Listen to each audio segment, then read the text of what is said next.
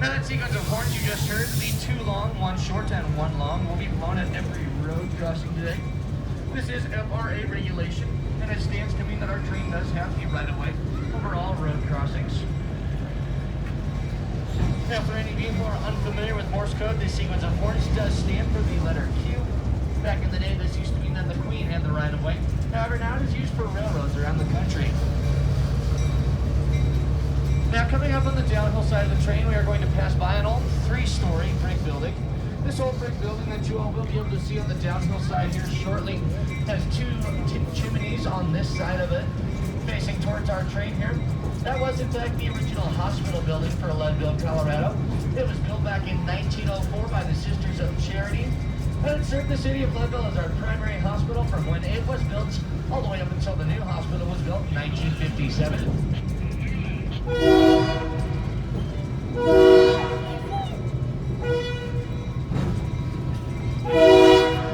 Also here on the downhill side, we are passing by an old freight depot. This old freight depot has recently been renovated, however, and now it serves the city of Leadville as an events center, hosting weddings and other parties. All of the smaller cabins you see just here after the freight depot are little honeymoon cabins that the wedding party can stay in after the reception. Now, the old hospital over there on the downhill side does now serve the city of Leadville as a hotel building. And some of the people who stay there do say that old spirits still haunt the halls. Now, historically, Leadville was founded upon the mining industry. In fact, it was a gold rush that put Leadville on the map here back in the 1860s and 70s. It was in the winter of 1859 and 1860 that miners on the Front Range of Colorado heard rumors of placer gold in the sand and riverbeds of the Arkansas River Valley. And it would be in March of 1860 that a group of miners would travel into this area. These miners were led by a man named Abe Lee.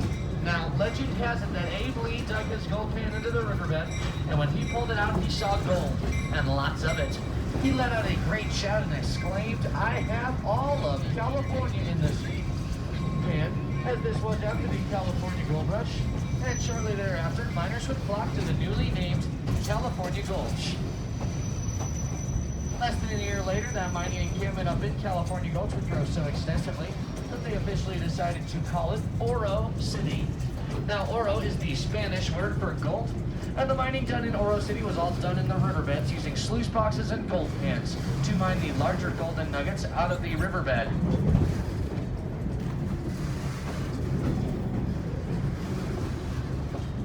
Now, Oro City does sit just on the east side of town, and you can actually find it if you go up and check out County Road 2 on the east side of Leadville here.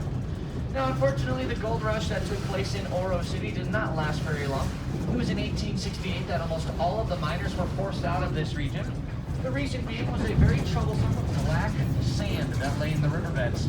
This black sand was very prevalent, and it would clog up the miners' sluice boxes. Furthermore, after having mined for 8 years in the riverbeds, most of the larger gold nuggets had been removed, and all that was left was a still very profitable gold dust. But unfortunately, the miners did not have the technology to separate the gold dust from that troublesome black sand. This meant their mining efforts were unprofitable, and by 1868, almost all of the miners were forced out of the area. Now, that was not the end of Leadville's origin story, however, as miners would return about 5 to 6 years later. Now, on the downhill side here, you guys do get a great shot of the 2 tallest peaks in all of Colorado, Mount Elbert out there to the left and Mount Massive to the right.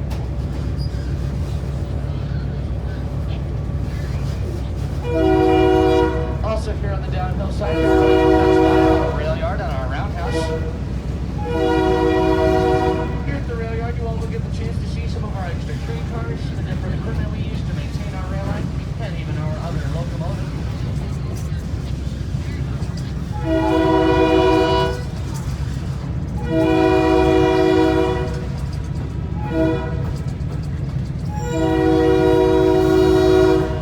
Now, our roundhouse is that large maroon-colored building there on the downhill side of the train. And that roundhouse right over there is where we do all of the maintenance and projects on our train cars and our locomotives if need be. The current project there at the roundhouse, as you might see those 2 box cars inside there, those 2 box cars are currently being renovated, and they will be turned into the lounge car that we have aboard our train today. Now from here you can see our other locomotive. That locomotive over there is known as engine 1918. 1918 does have another name, however. We refer to it as Tough and Ready. Tough and Ready serves this rail line as our backup locomotive, and we have used it often when we are servicing this current locomotive, as we are required to service our engines every 92 days. Now the engine pushing us up the mountain today is known as good old Pride and Joy. Pride and Joy has been serving this rail line as our primary engine for the past 28 years now. Both of our engines are modified GP9 and diesel electric engines. They were both built in the mid-1950s by a subsidiary of General Motors. Both have a top running speed of 66 miles an hour. They both come out 1,750 horsepower, and each individual engine weighs approximately 120 tons.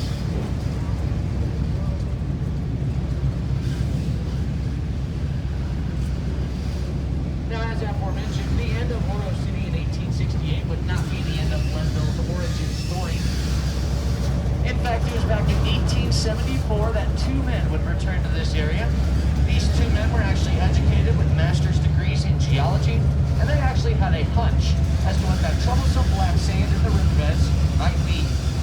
Now, that troublesome sand is what originally plagued the miners and originally forced them out of the area. But when they came back in 1874, these two men took a sample of this stuff and brought it down to an assay office, and it was discovered that the troublesome black sand was in fact a mineral known as sericite. Now, sericite is the carbonate of lead, which is how Leadville did receive its name. And not only that, but it is also the base for silver ore.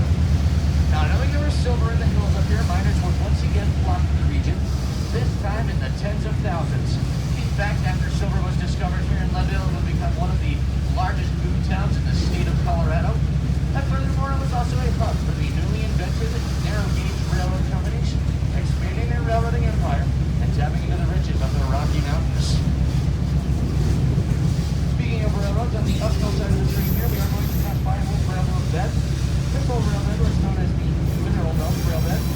The Mineral Belt was once a small train company that went up into Leadville to their mining district, and it brought all the ore down to the main line that we are currently using. Now the Mineral Belt serves the city of Leadville as a paved hiking and biking trail that goes around the city limits, and it does also go up the east side of town, where you will get the chance to see many historical features and mines.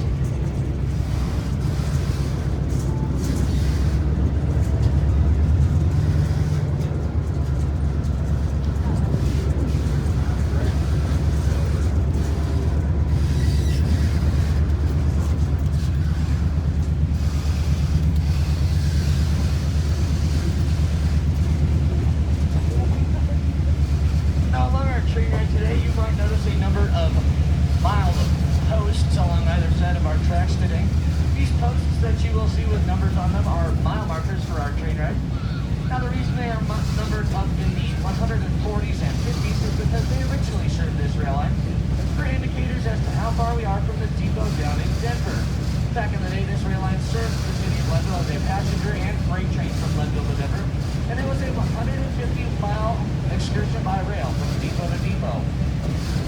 Now, the current section of tracks that we are traveling over today is one of our more level sections.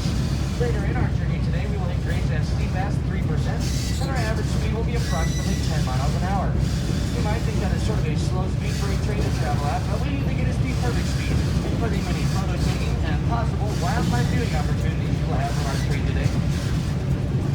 Speaking of wildlife, as we do come up around the next right curve, we are going to enter to the longest straight stretch of rail along our entire train ride today. Then we do tend to see a lot of mule deer here across this long straight stretch known as the power line tangent. The power line tangent is home to several mule deer, and in fact every single year we do have a pretty good group of bachelor bucks hanging out along this area. So be sure to keep a sharp eye on, and you might see some wildlife here